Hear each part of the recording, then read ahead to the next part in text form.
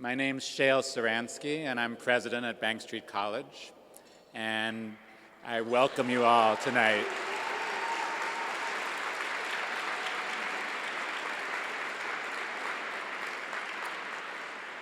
I want to share my appreciation for our wonderful board chair, Yolanda Farrow-Brown, and all the members of our board of trustees. And I want to congratulate our honoree again, whose steadfast leadership in the business community and unceasing advocacy for educational equity benefits all of us.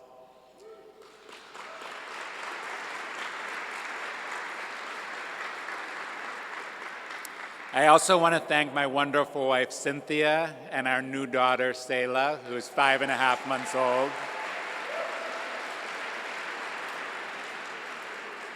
Selah's already taught me more about child development than I learned in my last 22 years as an educator.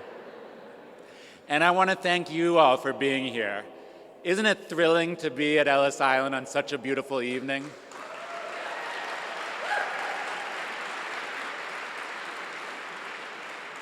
As you may know, Ellis Island closed in 1954, but of course that did not mean the end of immigrants coming to America looking to start a better life. Almost 50 years after Ellis Island closed, a teenage boy came to America, not by sea, but by air, not from Western Europe, but from Western Africa, and he too looked to start a better life. A native of Sierra Leone, he fled civil war and walked more than 100 miles to get to a refugee camp. He made it to New York City, where he lived with his grandmother. He spoke little English, but he understood the power of learning. His high school was Bronx International, which I founded in 2001 to serve recent immigrants who were learning English for the first time. With the support of remarkable teachers, this student graduated as the valedictorian, and he earned a full scholarship to college. I'm proud to share he returned to Bronx International while studying for his master's degree in an innovative program at Long Island University, and is now one of the best teachers at the school. Tonight, this student turned teacher is here with us, and I'm honored to have him join us. Please welcome Ishmael Kamara.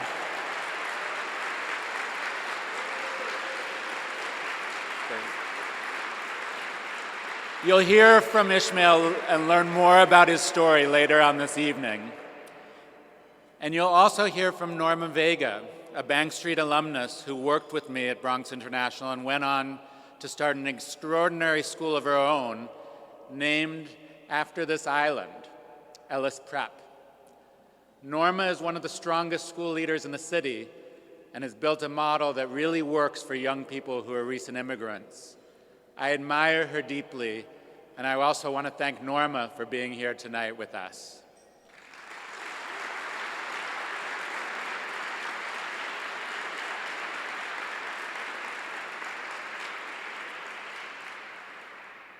After we hear from them after dinner, we'll also be raising money to support a new program that we're starting at Bank Street to support recent immigrants. And part of the reason I asked Norma and Ishmael to speak with you tonight is because these stories are too rare. For English language learners, experiences like Ishmael's is the exception rather than the rule. And schools like Ellis are the exception rather than the rule.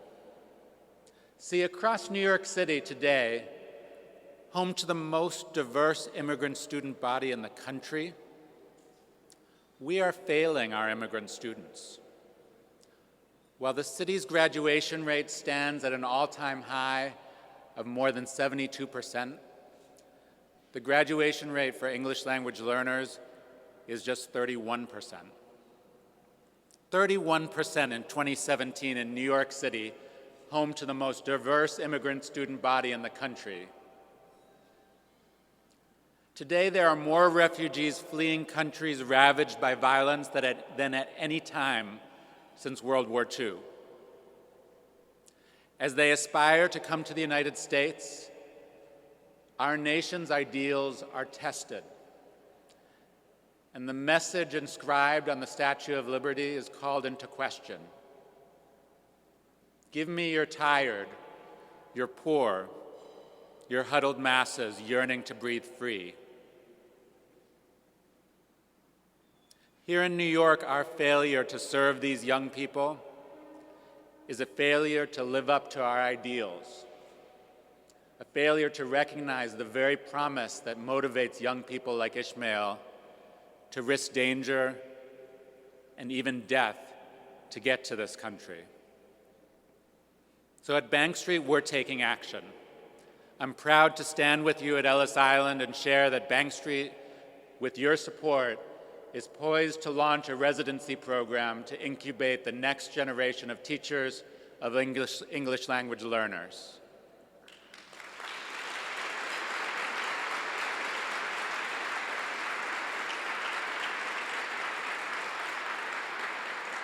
Now more than ever, this program is needed. And what's special about this model is not just who these aspiring teachers will serve, it's also the quality of their training. We know that across the country, half of new teachers quit within their first 3 years. Nearly 90% of Bank Street graduates, on the other hand, stay beyond 5 years. And one key to our success is that all our graduates spend a full year practicing before they enter the classroom. When this country trains doctors, we expect them to go through a full residency where they practice and learn from strong mentors before they begin to see patients independently. Teachers need exactly the same thing.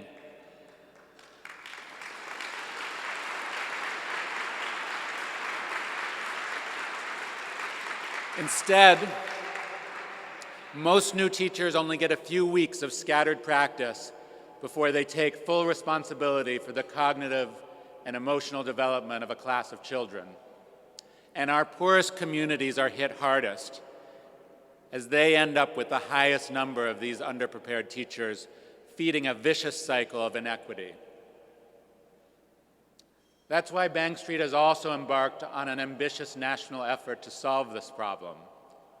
Our policy arm is working in 16 states today to support teacher education providers and school districts in their efforts to make residency programs the norm instead of the exception. As tumultuous as the landscape is, this is exactly the space that Bank Street wants to be in. Informed by our rich history, Bank Street is now tackling some of the most complicated problems in education and coming up with innovative solutions at scale. Part of what makes Bank Street so special is that our work goes well beyond teacher preparation. Every child has a right to a rigorous, engaging, and loving education like we provide to students in our own school for children.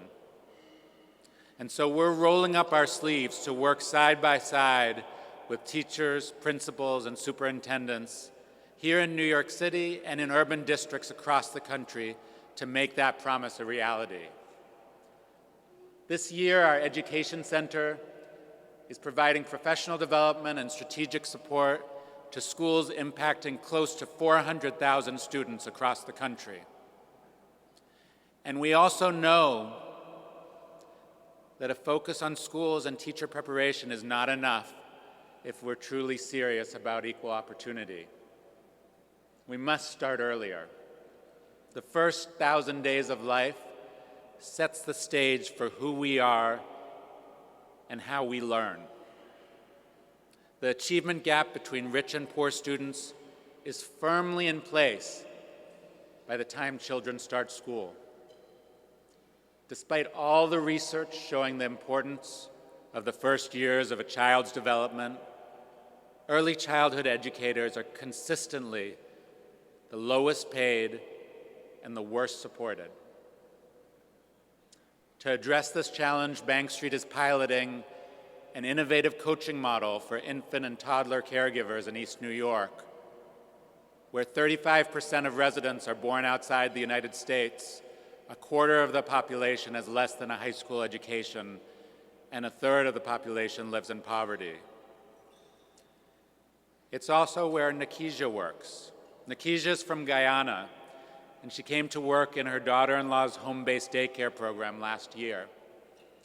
She got involved in our partnership because she wanted strategies for supporting her site's youngest children. She also wanted to be in a setting with other providers because she's new to the country and was looking for community. One of the greatest challenges of programs like this is that caregivers themselves are often living on the edge of poverty, with little time and many competing commitments. So our team is very focused on building strong relationships to ensure that the caregivers successfully complete the program. Nikisha had to leave unexpectedly several weeks ago to take care of a sick relative.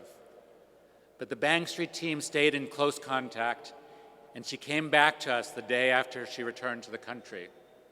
She told the coach, "I wasn't going to leave without making a plan with you for how to continue." This is a small victory, and it's these small victories that add up and become turning points for educators and children alike. Bank Street's strength is rooted in the strength of the relationships we form and the deep commitment this inspires.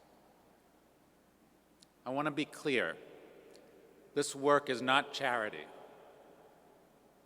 When Nikisha serves her children with more developmentally appropriate techniques, I benefit.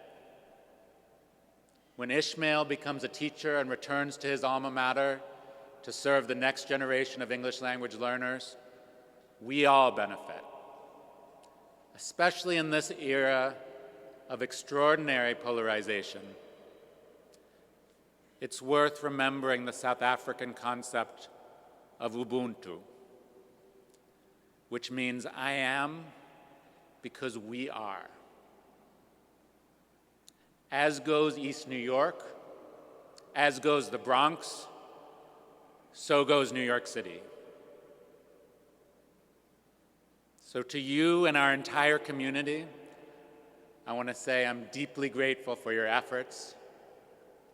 This is our moment. And I'm more motivated than ever to fight to ensure a good education is a human right for every child across this country. Thank you.